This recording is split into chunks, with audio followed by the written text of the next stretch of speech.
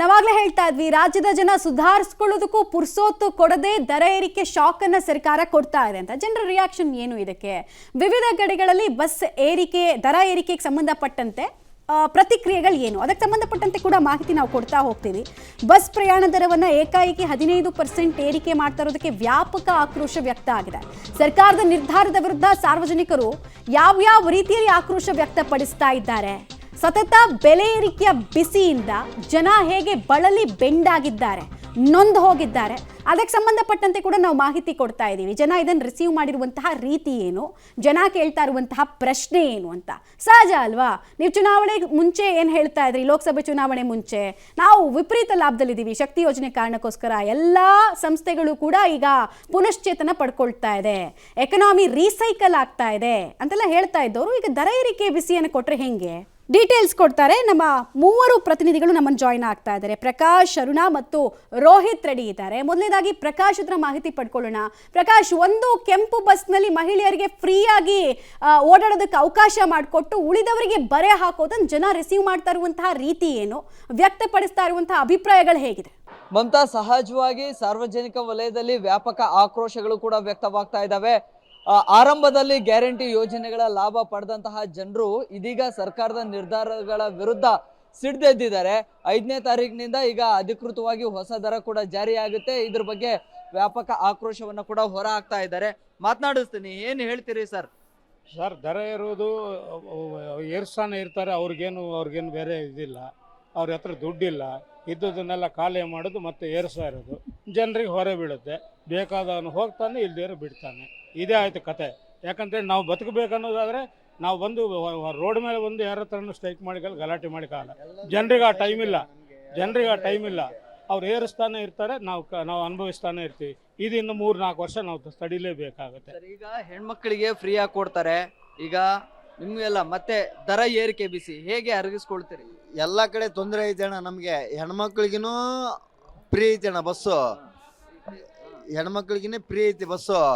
ನಮಗೆ ಗಂಡ್ಮಕ್ಳಿಗೆ ಭಾಳ ತೊಂದರೆ ಐತೆ ಅಣ್ಣ. ಯಾಕಂದರೆ ಎಲ್ಲೇ ಹೋಗ್ಬೇಕಂದ್ರು ಒಂಥರ ನಿಂತ್ಕೊಂಡೇ ಹೋಗ್ಬೇಕು, ಏನಿಲ್ಲ, ಯಾರೋ ಒಂದು ಕೈ ಹೊಡೆದ್ರು ಯಾರೋ ಬೈಕ್ ತರಬಲ್ಲ, ಏನಿಲ್ಲ, ಹಂಗೆ 80 ಹೋಗ್ತಾರೆ ಅಣ್ಣ. ಹೊಸ ದರದ ಬಗ್ಗೆ ಏನು ಹೇಳ್ತೀರಿ ಸರ್? 5ನೇ ತಾರೀಕಿಂದ ಈಗ ದರ ಜಾರಿ ಆಗುತ್ತೆ ಸರ್. ಇವರು ಮಾಡ್ತಿರೋದು ಮೋಸ ಸರ್ಕಾರ ಅಂತ.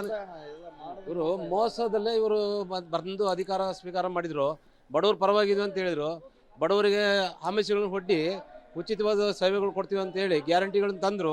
ಗ್ಯಾರಂಟಿ ಕೊಡಿ ಅಂತ ಯಾರೂ ಕೇಳಿದ್ದಿಲ್ಲ. ಇವ್ರು ಗ್ಯಾರಂಟಿಗಳನ್ನ ತಂದಿದ್ದೇ ತಪ್ಪು. ತಂದ ಮೇಲೆ ಅದನ್ನು ಸುಧಾರಿಸ್ಕೊಳ್ಳೋ ಕೆಪಾಸಿಟಿ ಇರಬೇಕು. ಈಗ ಒಂದಲ್ಲ ಒಂದು ಬರೇ ಓರ್ತಾನೆ ಭಾರನ ಬಡವ್ರ ಮೇಲೆ ಹೇರ್ತಾನೆ ಇದ್ದಾರೆ.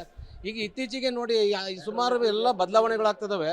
ಇವು ಸರ್ಕಾರದಲ್ಲಿ ಏನು ಮೋಸ ಕಪಟ ನಡೀತಿದೆ ಅನ್ನೋದಕ್ಕೆ ಬಹಳ ಬೇಜಾರಾಗ್ತಿದೆ. ಏನ್ ಹೇಳ್ತೀರಿ? ಈಗ ನೀವೆಲ್ಲ ಫ್ರೀ ಆಗಿ ಓಡಾಡ್ತೀರಿ, ಆದ್ರೆ ಮನೆಯವರು, ಯಜಮಾನ್ರು, ಮಕ್ಕಳು ಯಾರು ಇರ್ತಾರಲ್ಲ ಅವರೆಲ್ಲ ದುಡ್ಡು ಕೊಟ್ಟೆ ಹೋಗ್ಬೇಕು. ಅದೇ ತುಂಬಾ ಪ್ರಾಬ್ಲಮ್ ಆಗ್ತಿದೆ. ಇವಾಗ ಏಜ್ ಪರ್ಸನಲ್ ಅವ್ರಿಗೂ ಕೆಲಸ ಇರಲ್ಲ, ಎಲ್ಲೂ ಕೆಲಸ. ಓಕೆ ಪ್ರಕಾಶ್, ಸೊ ಬರೋದ್ರೊಳಗೆ ಜೀವನ ಮಾಡ್ಬೇಕು. ಓಕೆ, BMTC ಬಸ್ನಿಂದ ನಮ್ಮ ಪ್ರತಿನಿಧಿ ಅರುಣಾ ಕೂಡ ನೇರ ಸಂಪರ್ಕದಲ್ಲಿದ್ದಾರೆ. ಅವರನ್ನು ಕೂಡ ಮಾತನಾಡಿಸ್ತಾ ಹೋಗೋಣ. ಅಲ್ಲಿ ಜನರು ಯಾವ ರೀತಿ ಆಕ್ರೋಶವನ್ನು ಹೊರಹಾಕ್ತಿದ್ದಾರೆ ಅಂಥೇಳಿ ಡೀಟೇಲ್ಸನ್ನು ಪಡಿತಾ ಹೋಗೋಣ. ಅರುಣಾ, ನಂಗೂ ಫ್ರೀ ನಿಂಗೂ ಫ್ರೀ ಅಂಥೇಳಿ ರಾಜ್ಯ ಸರ್ಕಾರ 1.5 ವರ್ಷದ ಹಿಂದೆ ಶಕ್ತಿ ಯೋಜನೆಯನ್ನು ಜಾರಿಗೆ ತಂದಿತ್ತು. ಈಗ ಸರ್ಕಾರ ಬಂದು 1.5 ವರ್ಷಕ್ಕೇನೆ 15% ಏರಿಕೆ ಮಾಡಿದೆ. BMTCಯಲ್ಲಿ ಜನ ಯಾವ ರೀತಿ ಆಕ್ರೋಶವನ್ನು ಹೊರಹಾಕ್ತಿದ್ದಾರೆ, ಅದರಲ್ಲೂ ಕೂಡ ಪ್ರಮುಖವಾಗಿ ಪುರುಷರು.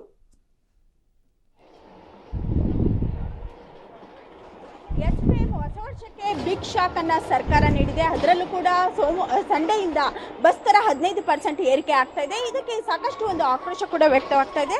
ನಾನಿವತ್ತು BMTC ಬಸ್ ಇದ್ದೇನೆ, ಅವ್ರನ್ನೇ ಮಾತನಾಡಿಸ್ತಾ ಹೋಗ್ತಾನೆ. ಸರ್, ಏನು ಹೇಳ್ತೀರಾ? ಈಗ ದರ ಏರಿಕೆ ಸಂಡೆಯಿಂದ ಏರ್ತಿದೆ. ಮೊದಲನೇದಾಗಿ ನಾನು ಹೇಳೋದೇನೆಂದ್ರೆ, ನಾನು ಯಾವುದೇ ಪಕ್ಷದ ವಕ್ತಾರನಾಗಿ ಮಾತಾಡ್ತಾ ಇಲ್ಲ, ಆಯ್ತಾ? ಆ ಥರ ನಮ್ಮನ್ನು ಪೋಟ್ರ್ ಮಾಡೋ ಅಂತ ಅವಶ್ಯಕತೆ ಇಲ್ಲ. ಹೇಳ್ತೀರಾ ಸರ್ ಬಸ್ ದರ ಏರಿಕೆ ಬಗ್ಗೆ? ಬಸ್ ದರ ಏರಿಕೆ ಬಗ್ಗೆ ಏನು ಹೇಳ್ತೀವಿ ಅಂದರೆ, ಇವರು ಶ್ರೀಸಾಮಾನ್ಯರಿಗೆ ಹೊರೆನ ಹಾಕ್ತಿದ್ದಾರೆ. ಇವ್ರು ಏನು ಮಾಡ್ತಿದ್ದಾರೆ ಅಂದರೆ, ದಿನನಿತ್ಯ ಬಳಸುವಂಥ ಶ್ರೀಸಾಮಾನ್ಯ ಏನು ಬಳಸ್ತಾ ಇದ್ದಾನೆ ಅಂಥ ವಸ್ತುಗಳನ್ನೇ ಜಾಸ್ತಿ ಮಾಡ್ತಾ ಇದ್ದಾನೆ. ಯಾಕೆ ಅಂದರೆ, ಆಯಿತಾ, ಇದರಿಂದ ರೆವಿನ್ಯೂ ಜನರೇಟ್ ಆಗೋದು ಜಾಸ್ತಿ, ಆಯಿತಾ? ಇದರಿಂದನೇ ರೆವಿನ್ಯೂ ಜನರೇಟ್ ಆಗ್ತಾ ಇರೋದು, ಆಯಿತಾ? ಆ ರೆವಿನ್ಯೂ ಜನರೇಟ್ ಆಗೋದನ್ನ ಒಳ್ಳೆ ಕಾಸುಗಳಿಗೆ ಉಪಯೋಗಿಸ್ಕೊಳ್ದೇನೆ, ಆಯ್ತಾ, ಫ್ರೀ ಪೀಸ್ಗಳು ಕೊಟ್ಟು, ಆಯ್ತಾ, ಜನರನ್ನು ಹಾಳು ಮಾಡ್ತಾ ಇದ್ದಾರೆ. ಪ್ಲಸ್ ಜನಗಳ ಮೇಲೆ ಹೊರೆ ಆಗ್ತಾ ಇದ್ದಾರೆ, ಆಯ್ತಾ? ದುಡ್ಡಿರೋ ಅಂತವನು ಬದುಕ್ತಾ ಇದ್ದಾನೆ ಈಗಿನ ಕಾಲದಲ್ಲಿ, ದುಡ್ಡಿಲ್ದೇ ಇರುವಂತವನು ಮತ್ತೊಬ್ಬರನ್ನ ಮಾತನಾಡಿಸುವಂತಹ ಒಂದು ಪ್ರಯತ್ನ ಕೂಡ ಮಾಡ್ತಾನೆ. ಸರ್, ಏನ್ ಹೇಳ್ತೀರಾ? ಬಸ್ ದರ ಏರಿಕೆ ಆಗಿದೆ. ಮೇಡಮ್ ಬಸ್ ದರ ಏರಿಕೆ ಮಾಡೋದ್ರಿಂದ ಒಂದು ಫ್ರೀ ಆಗಿರೋದೆಲ್ಲಾನು ನಾವು ರೀಪೇ ಮಾಡಕ್ಕೋಸ್ಕರ ಅವ್ರಿಗೆ ಕಟ್ ಆಫ್ Okay, ಮಾಡಕ್ಕೆ okay. ನಮ್ಮಿಂದ ಟ್ಯಾಕ್ಸ್ ರೀತಿಯಲ್ಲಿ ತಗೊಂತಾ ಇದ್ದಾರೆ. Right Aruna right. ಪುರುಷರ ಆಕ್ರೋಶ ಗಮನಿಸ್ತಾ ಇದ್ರಿ. ಈಗ ರೋಹಿತ್ ಹತ್ರ ಮಂಡ್ಯದಲ್ಲಿ ಹೇಗಿದೆ ಪರಿಸ್ಥಿತಿ ಅನ್ನೋದನ್ನ ತಿಳ್ಕೊಳ್ತಾ ಹೋಗೋಣ. ರೋಹಿತ್, ಏನ್ ಹೇಳ್ತಾರೆ ನಮ್ಮ ಮಂಡ್ಯದ ಜನ? ಮುಂಚೆ ಎಲ್ಲ ಪ್ರಾಫಿಟ್ ಅನ್ಬಿಟ್ಟು ಈಗ ಪೇ ಇಟ್ಟು ಅಂತ ಇದ್ದಾರೆ. ಸೊ ಏನಂತ ಇದ್ದಾರೆ ಜನ? ಖಂಡಿತ ಮಮತಾ, ಏನು ಮಂಡ್ಯದಲ್ಲೂ ಕೂಡ ಈ ರೀತಿಯಂತ ಒಂದು ರೀತಿಯಾಗಿ ಆಕ್ರೋಶವನ್ನು ಕೂಡ ವ್ಯಕ್ತಪಡಿಸ್ತಾ ಇದ್ದಾರೆ. ಸದ್ಯಕ್ಕೆ ಬಿಜೆಪಿಯ ಕಾರ್ಯಕರ್ತರು ಜನರಿಗೆ ಹೂ ಕೊಡುವ ಮೂಲಕವಾಗಿ ಒಂದು ರೀತಿಯಾಗಿ ಸರ್ಕಾರವನ್ನ ವಿಡಂಬನೆ ಮಾಡುವಂತಹ ಕೆಲಸಗಳು ಕೂಡ ಇಲ್ಲಿ ಆಗ್ತಾ ಇರುವಂತಹ ದೃಶ್ಯಾವಳಿಗಳನ್ನ ಗಮನಿಸ್ತಾ ಇದೀವಿ. ಅಂದ್ರೆ ರಾಜ್ಯ ಸರ್ಕಾರ ಜನರಿಗೆ ಗ್ಯಾರಂಟಿಯನ್ನು ಕೊಡುವ ಮೂಲಕವಾಗಿ ಜನರ ಕಿವಿಗೆ ಹೂ ಮೂಡಿಸಲು ಕೂಡ ಇಲ್ಲಿ ಮುಂದಾಗಿದ್ದ ನಿಟ್ಟಿನಲ್ಲಿ ಒಂದು ರೀತಿಯಾಗಿ ಏನು ವಿಡಂಬನೆ ಮಾಡುವಂತಹ ಅಭಿಯಾನವನ್ನು ಕೂಡ ಇಲ್ಲಿ ಮಾಡ್ಲಾಗ್ತಾ ಇರುವಂತಹ ದೃಶ್ಯಾವಳಿಗಳನ್ನ ಗಮನಿಸ್ತಾ ಇದೀವಿ. ಸ್ವತಃ ಅವ್ರನ್ನೇ ಕೂಡ ಮಾತನಾಡ್ತೀನಿ. ಸರ್, ನಿಮ್ಮ ಅಭಿಯಾನದ ಉದ್ದೇಶ ಏನು ಅಂತೇಳಿ?